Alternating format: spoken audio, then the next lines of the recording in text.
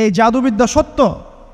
এবং এখনকার অনেক ভণ্ড যে কবিরাজগুলো বের হয়েছে, এরা জিনকে তাবে করে নিয়ে এই জিনদের মধ্য দিয়ে মানুষের মধ্যে জাদু ছড়িয়ে দিয়েছে, এবং এর ফলশ্রুতিতে বহু পরিবার ধ্বংস হয়ে যাচ্ছে।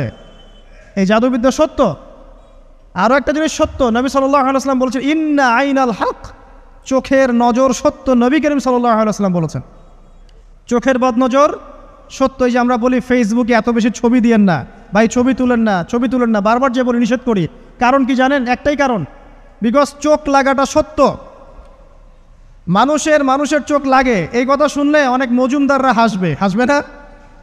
কথা বুঝতে পারেন নাই? কিন্তু এটা সত্য, কারণ নবী করিম সাল্লাল্লাহু আলাইহি ওয়াসাল্লাম যা বলেছেন সাদাকাল্লাহু ওয়া সাদাকা রাসূলুহুল কারীম, নবী যা বলেছেন, আল্লাহ যা বলেছেন চিরায়ত সত্য। এর বাইরে কোনো সত্য আছে? আচ্ছা দেখেন, আমি বললাম যে জাদুবিদ্যা সত্য। এই জাদুবিদ্যার চর্চা মানুষ করে, এখনও করে, এবং এই জাদু দিয়ে মানুষের ক্ষতি করার জন্যে জিনের প্রয়োজন হয়, দুষ্ট জিন। এই জিনগুলোকে মানুষ তাবে করে মানুষের ক্ষতি করার চেষ্টা করে। দেখবেন এখন গ্রামে গঞ্জে শহরে সব জায়গায় ছড়িয়ে পড়েছে না? দেখবেন, খুব সতর্ক থাকবেন। আমি পরে সলিউশন বলছি আপনাদেরকে। আরেকটা বলেছি, নবী সাল্লাল্লাহু আলাইহি ওয়াসাল্লাম বলেছেন চোখের বদনজর এমন সত্য যে একটা উটকে এই রান্নার ডেকচির মধ্যে ঢুকাই ফেলতে পারে। একটা উট খুব সুন্দর, ভালো, আপনি দেখছেন মাশাআল্লাহ বলেন নাই, নজর লেগেছে, উটটা মারা গেছে, দেন তারপর তাকে জবাই করে খেয়ে ফেলতে হয়েছে। একজন সাহাবী গোসল করছিলেন, গোসল, এটা হাদিস সহিহ। এই যে আলেম ওলামা যারা আছেন তারা জানেন যে এই হাদিস সহিহ। একজন সাহাবী গোসল করছেন, তার গায়ের চামড়াটা খুব সুন্দর ছিল, একদম স্কিনটা অনেক সুন্দর, থাকে না এমন কিছু মানুষ? আচ্ছা, এখন আরেকজন সাহাবী এই গোসল দেখছেন দূর থেকে, দেখে বলছেন যে কি চমৎকার তার শরীরের রংটা, যেন কুমারী নারীর মতো, অনেকটা এমন একটা কথা তিনি বলেছিলেন। সাথে সাথে এই সাহাবী অজ্ঞান হয়ে পড়ে গেছে। কোন সাহাবী? যিনি গোসল করছিলেন। এখন এটার আপনি কোনো ব্যাখ্যা দিতে পারবেন না তো, এখানে কোনো সায়েন্স দিয়ে বা মেডিকেল সায়েন্স দিয়ে আপনি কোনো ব্যাখ্যা করতে পারবেন না। একটা ব্যাখ্যা দিতে পারেন, কিন্তু কেন সেটা হলো সেটা আপনি অ্যান্সার খুঁজে পাবেন না। তো নবী সাল্লাল্লাহু আলাইহি ওয়াসাল্লামের কাছে নিয়ে যাওয়া হলো তাকে। তিনি বললেন যে এই ব্যক্তির ব্যাপারে কি কেউ ভালো মন্দ কিছু বলেছিল? তখন একজন সাহাবী বললেন হ্যাঁ, অমুকে বলেছে এর স্কিনটা অনেক সুন্দর, তোকে ডেকে নিয়ে আসুন। ওকে ডেকে আনা হলো। ডেকে আনার পর নবীজি তাকে অনেক শাসালেন, তোমরা তোমাদের ভাইদেরকে কি মেরে ফেলতে চাও? তখন এই সাহাবী তো অবাক, আমি আবার কখন মারতে চাইলাম ইয়া রাসূলুল্লাহ? আমি তো মারতে চাই নাই, আমি তো খালি বলেছি যে তার গায়ের রংটা অনেক সুন্দর। তখন তিনি বললেন কেন তুমি সুবহানাল্লাহ বললে না, কেন তুমি মাশাআল্লাহ বললে না? যখন মাশাআল্লাহ বলবেন, সুবহানাল্লাহ বলবেন, নজরটা লাগবে না। আর যখন আপনি মাশাআল্লাহ বলবেন না, সুবহানাল্লাহ বলবেন না, দেখবেন নজর লেগে গেছে। আপনি বিশ্বাস করেন ব্যবসা খুব ভালো চলছে, মানুষ বলল যে বাহ তোর তো ব্যবসা হেভি, লালে লাল শাহজালাল, ঠিক আছে, দেখবেন আপনার কেনা বেচা বন্ধ হয়ে গেছে। এরকম হবে, আমার কথাটা বিশ্বাস করেন। এটা কিন্তু সায়েন্স প্রমাণ করতে পারবেন না, আল্লাহ এবং তার রাসূল বলেছেন, তার উপরে কোনো সত্য নেই। আছে সূরা কাহফ 29 নম্বর আয়াত পড়ে দেখেন, আল্লাহ পাক বলছেন ওয়াকুলিল হাক্কু মির রাব্বিকুম, সত্য সেটাই যা তোমার রবের পক্ষ থেকে আসে। ফামান শাআ ফালইউমিন, যার ইচ্ছা হয় বিশ্বাস করুক, ওয়ামান শাআ ফালইয়াকফুর, যার ইচ্ছা হয় সে অস্বীকার করুক। এই কারণে আমরা বলি ফেসবুকে এত বেশি ছবি দেওয়া, এই আই ওয়াশ করা, এই যে শোডাউন করা, হ্যাঁ, ইসলামের কিছু কাজ করলেন একদম মানুষকে না দেখাইতে পারলে ঘুম হচ্ছে না, এগুলো বন্ধ করেন, এগুলো বন্ধ করে দেন আল্লাহর ওয়াস্তে। অফলাইনে কাজ করেন, নিজেকে গোপন করার চেষ্টা করেন। যত বেশি মানুষের কাছে নিজেকে এক্সপোজ করবেন, কাজের বরকত কমে যাবে, চোখ লাগবে, নজর লাগবে। এবং চোখ লাগা বদ নজরে বহু আলেম আস্তে আস্তে মাঠ থেকে মাইনাস হয়ে গেছে না? যায় নাই? এখন কি আলেমদের সংখ্যা বেশি না কম? যত দিন যাবে আলেমের সংখ্যা আরও কমে যাবে। নবীজি বলেছেন আলেমদের সংখ্যা কমতে থাকবে, মানুষ জাহেলদেরকে আলেম বানিয়ে নেবে।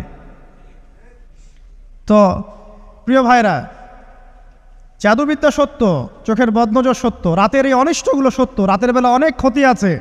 এই জন্য নবীজি বলছেন বাচ্চাদেরকে বাইরে বের করো না, এবং তোমরাও রাত যখন গভীর হবে তখন এদিক ওদিক ঘোরাফেরা করো না। দেখবেন রাত যত গভীর হয় আমাদের শহরগুলো তত জীবিত হয়, তাই না?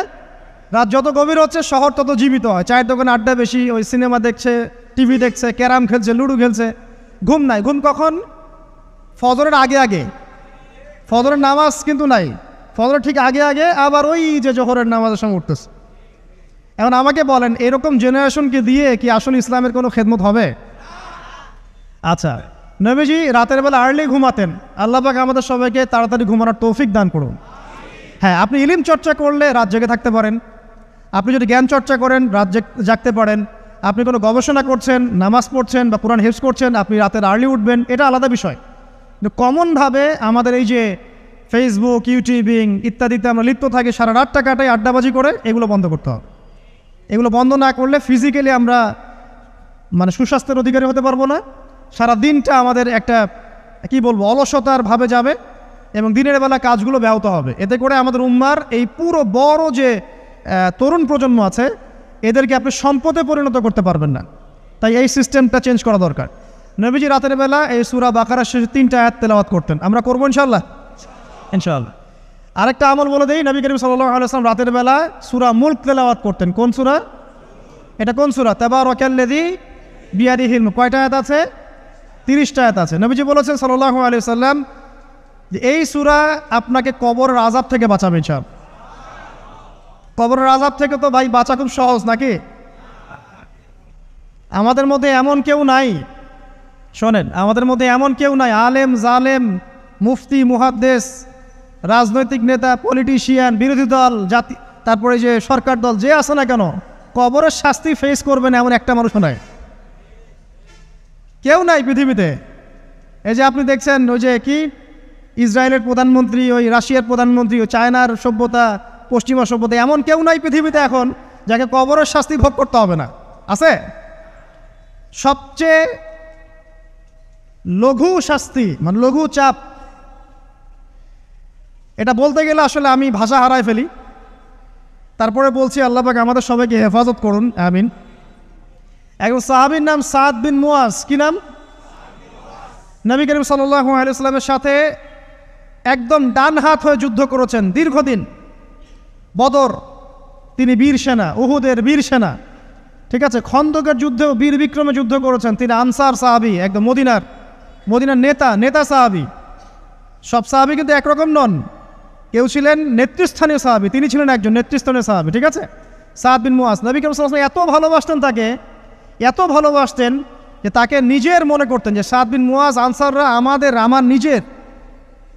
চারটাখানি কথা। এই সাহাবীর খন্দকের যুদ্ধে এই যে হাতের এই দিকে সম্ভবত হাতের এই রগের মধ্যে একটা তীর এসে লাগে এখানে, এবং তীরটা তিনি বের করতে গিয়ে রক্তটা ছিঁড়ে যায়। এরপর ফিনকি দিয়ে রক্ত বের হওয়া শুরু হয়। চিকিৎসা করে করে রক্ত বন্ধ করা যায় নাই, এবং এই রক্তের প্রবাহিত রক্তেই আল্লাহর ইচ্ছায় তিনি শাহাদাত বরণ করেন, তিনি ইন্তেকাল করেন। নবী করিম সাল্লাল্লাহু আলাইহি ওয়াসাল্লাম প্রচণ্ড ব্যথিত হন, মানে মনটা তার খুব নরম হয়ে যায় সাদ বিন মুয়াজ রাদিয়াল্লাহু আনহুর জন্য। তো এই সাহাবীর যখন জানাজার নামাজ পড়ানো হচ্ছে, নবীজি বলছেন 70,000 ফেরেশতা তার নামাজে অংশ নিয়েছে। আর এই সাহাবীকে যখন কবরে শোয়ানো হয়েছে, নবী করিম সাল্লাল্লাহু আলাইহি ওয়াসাল্লাম পরে জানিয়েছেন কবরের যে মৃদু চাপ, সাদ বিন মুয়াজ রাদিয়াল্লাহু আনহুর কবরেও সেই মৃদু চাপ দেওয়া হয়েছে। আমি কি বুঝাতে পারলাম ভাই? আমাদের কোনো দাম আছে এখনকার পলিটিশিয়ানদের কোনো দাম আছে? এখনকার সমাজ নেতার কোনো দাম আছে? এখনকার সুদখোরদের কোনো দাম আছে? এই ঘুষখোর দুর্নীতিবাজদের কোনো দাম আছে? আমরা যারা কাঠমোল্লা হয়ে আছি আমাদের কোনো দাম আছে? সাদ বিন মুয়াজ রাদিয়াল্লাহু আনহু যদি কবরের শাস্তি তাকে না ছাড়ে, প্রশ্ন উত্তর পর্ব তাকে না ছাড়ে, আমরা পার পাবো? নবী করিম সাল্লাল্লাহু আলাইহি ওয়াসাল্লাম বলছেন সূরা মুলক তেলাওয়াত করো রাতের বেলা, ইনশাআল্লাহ সূরা মুলকের তেলাওয়াত কবরের আযাব থেকে তোমাকে বাঁচান। আর আমাদের তো ভাই কবরে সবাই সাথে যাবে না, গার্লফ্রেন্ড যাবে না, বাপ মা ভাই বোন সবাই যাবে না। একজন ব্যক্তি সুদ খাচ্ছে, জিজ্ঞাসা করে দেখেন কেন খায়, বলবে তার সন্তানের জন্য খায়, তার বউয়ের জন্য খায়, তার মা বাবাকে দেখতে হবে তাই খায়, তাই না? একজন ব্যক্তি ঘুষ খায়, বলবে আমার পরিবারের জন্য খাই। একজন দুর্নীতি করছে, পুকুর চুরি করছে, বলবে দুর্নীতি করছে আমার পরিবারের জন্য খাই, পরিবার ভালো থাকবে। সবার একই এক্সকিউজ যে পরিবার যেন ভালো থাকে, আমার সন্তানরা যেন ভালো থাকে, আগামী প্রজন্মের জন্য কিছু রেখে যেতে পারি, তাই না? এরকম একটা মানুষও কি আপনার সাথে কবরে যাবে? আরে এই বোকা মানুষ কেন বোঝে না যে আপনার কবরে আপনাকেই যেতে হবে? তাহলে আপনি কি কারণে অন্যের কারণে নিজের পরকাল নষ্ট করছেন? অন্যের সুখের জন্য আপনি আপনার পরকাল নষ্ট করছেন। সুদ খাচ্ছেন, দিব্যি মায়ের সাথে জেনা করছেন। আপনাদের এলাকায় নাকি সুদের সমস্যা অনেক বেশি। কয়েকটা হাদিস বলে দেই, আমি ওদেরকে আক্রমণ করতে আসি নাই, আমি শুধু তাদেরকে 3টা হাদিস শোনাতে এসেছি। 1 নম্বর হাদিস শোনেন। আল্লাহর নবী মুহাম্মদ সাল্লাল্লাহু আলাইহি ওয়াসাল্লাম বলেছেন, সুদের পাপের 73টা শাখা আছে। কয়টা? কোনো হাদিসে 70টাও আছে, কোনো হাদিসে 73টা আছে। বলছেন যে সবচেয়ে নিচের শাখাটা হচ্ছে, সুদের পাপের সবচেয়ে নিচের শাখা হচ্ছে যে যেন কোনো ব্যক্তি তার মাকে রেপ করলো, তার মাকে ধর্ষণ করলো। 1 দিরহাম যে ব্যক্তি সুদ খায়, সহিহ বুখারীতে আরেকটা হাদিস এসেছে, সে যেন 36টা মেয়েকে ধর্ষণ করলো। আর আমি একটা কথা বানায় বলছি না, যদি বিশ্বাস না হয় কওমি মাদ্রাসা আছে, আলেম ওলামা আছে, গিয়ে বুখারী খুলতে বলেন, পড়তে বলেন, খালি একবার পড়তে বলেন, দেখেন যদি না থাকে তাহলে আমাকে এর সাথে থাপ্পড় দিয়ে দেয়। যদি না থাকে হাদিস এটা, তাহলে আমার গালে একটা থাপ্পড় দিয়ে যায়। আর যদি থাকে তাহলে আল্লাহর রাস্তায় সুদ খাওয়া ছেড়ে দেন। কোনটা করবেন? চ্যালেঞ্জ করবেন? নবীজি বলেছেন, 1টা দিরহাম যে ব্যক্তি সুদ খায়, দিরহাম মানে কি? রৌপ্য মুদ্রা। এটা এখন দেখতে পারবেন না, জাদুঘরে আছে।